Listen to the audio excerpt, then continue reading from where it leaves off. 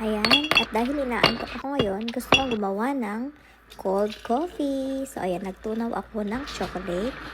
Tapos, syempre, tunawin mo siya ng maigi para yan yung pampalasa mo mamaya. So, hindi mo na kailangan ng asukal. Tapos, maglagay ka ng gatas.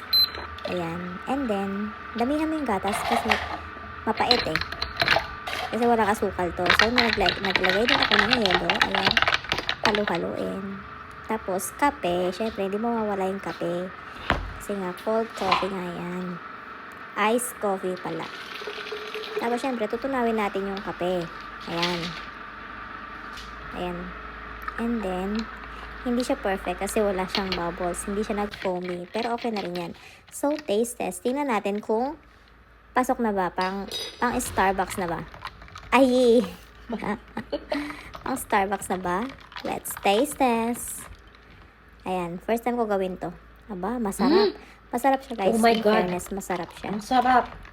Ang ingredients lang yan, kape, yelo, syempre, tapos gatas, and then Ang chocolate. sarap. Kahit anong brand ng chocolate pwede. Sayang, wala. Try nyo guys at home. Legit. Yun lang!